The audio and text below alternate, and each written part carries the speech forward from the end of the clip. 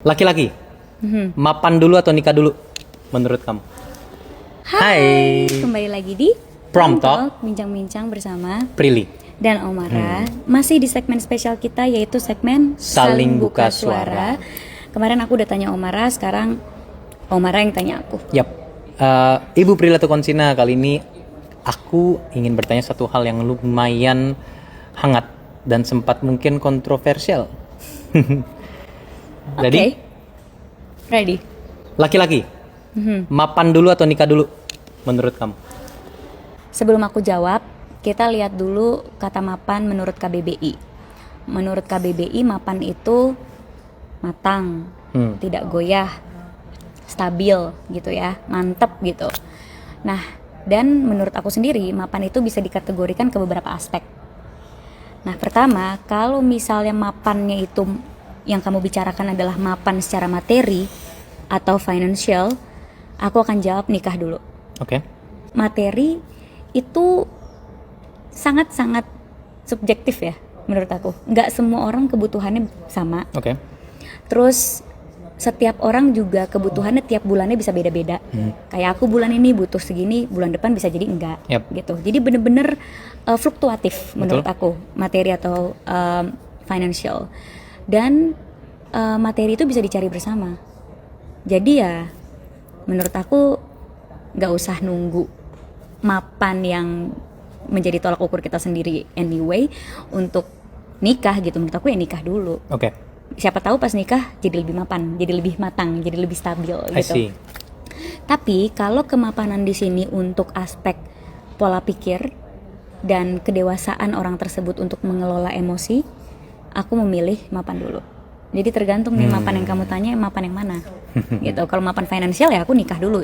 Secara cepat aku bisa jawab itu. Oke. Tapi kalau mapannya kamu bilang aku mau mapan pola pikir atau mapan secara emosional, ya aku pengen punya pasangan yang sudah matang atau stabil emosinya dan pola pikirnya. Karena menurut aku perlu kestabilan emosional dan pola pikir untuk menjalani relationship menurut aku. Yap.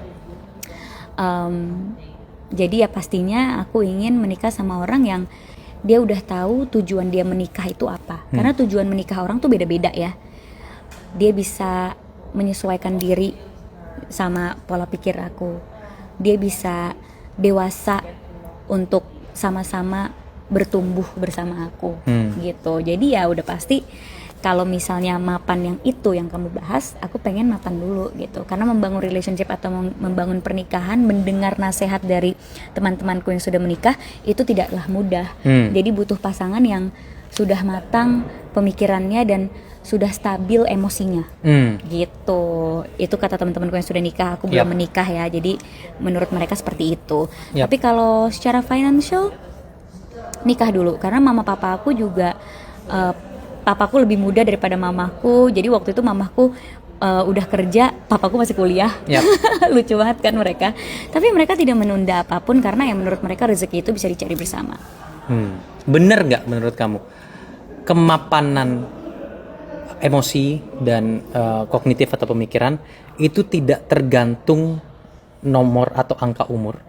Sama halnya dengan kemapanan finansial tidak tergantung angka gaji atau angka pendapatan. Ya sangat setuju.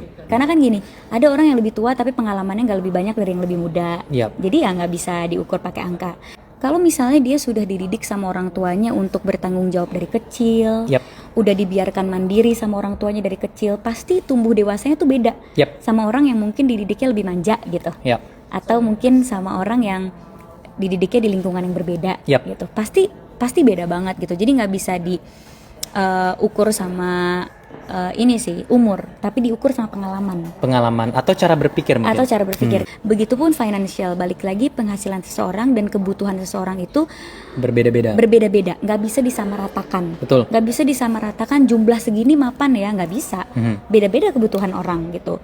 Ada yang jumlah mapannya mungkin nggak sebesar itu, ada yang besar banget, ada yang biasa aja, kan nggak bisa diukur ya. Jadi kemapanan itu pun tergantung kebutuhan masing-masing. Aku pernah dengar tuh katanya orang yang per bulannya dapat 5 juta tapi pengeluarannya 2 juta rupiah dengan yang per bulan dapatnya 1 miliar tapi pengeluaran 999 juta, lebih kaya orang yang 5 juta. Dia penghasilan 1 miliar satu bulan, tapi dihabisin 999 juta, ya habis. Iya, ini kita bisa melihat bahwa kemapanan finansial tuh sangat relatif ya, Sangat-sangat tidak bisa relatif. dipatok. Oh dia pendapatnya 1 M per bulan maka dia pasti lebih apa-apa gitu, nggak bisa kan? Sangat-sangat relatif, karena menurut aku yang paling penting itu bagaimana kita mengelola penghasilan kita dan pengeluaran kita. Makanya kita harus pintar-pintar nih mengadaptasi gaya hidup. Kalau misalnya penghasilan kita segini, ya gaya hidup kita menurut aku segini. Yap. Penghasilan aku segini, aku nggak mau gaya hidupnya segini, justru aku rendahin lagi. Gaya hidupnya segini. Jadi aku punya spare untuk nabung, punya spare untuk punya dana darurat. Dan lucunya Gitu. yang kamu bilang ini kan tergantung dari kemapanan cara berpikir, bukan kemapanan finansial. Itu dia. Berarti mungkin kalau misalnya kita bisa recap yang menurut kamu, kemapanan yang dibutuhkan oleh seseorang itu adalah kemapanan berpikir dan kemapanan secara emosi gitu. Dan Betul. hal ini cara assessnya dan cara melihatnya atau cara cara kita Tahu ini orang menelitinya pemikirannya, ini orang mapan apa enggak itu sangat subjektif dan sangat relatif dari orang-orang itu. Ya, tergantung kalian maunya pasangannya seperti apa gitu. Bagaimana kalian mengelola emosi dan maunya pasangan kalian seperti apa. Kalian punya visi apa dalam pernikahan, maunya pasangan kalian seperti apa. Dan itu kan selera masing-masing, jadi nggak bisa disamakan gitu. Iya, kebutuhan orang, Kebutuhan cara orang. pandang orang itu beda-beda ya. Iya, mungkin pernikahan yang ideal buat aku seperti ini, tapi buat orang itu nggak ideal, beda-beda kan. Betul. Jadi ya balik lagi, kita harus tahu dulu mau kita apa, dan kitanya dulu sebelum menilai orang, kitanya udah matang belum Yap. secara pribadi gitu. Oke, terima kasih Ibu Prinly sudah menjawab pertanyaan yang sangat hangat ini.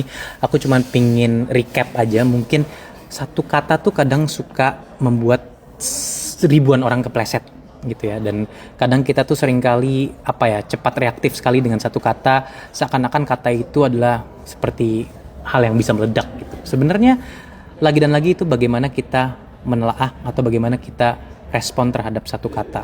Terkadang seringkali kita ngecap orang begitu saja tanpa adanya justifikasi atau tanpa adanya alasan yang konkret, dan mungkin penting juga tadi seperti pembahasan kita bahwa ketika kita menilai orang ataupun menilai apapun dibutuhkan adanya penjelasan ataupun analisa yang konkret, betul? Betul. Jadi ya semoga dengan adanya program Promtalk ini kita semua bisa saling sharing, bisa saling diskusi dan mengerti pandangan masing-masing. Yap.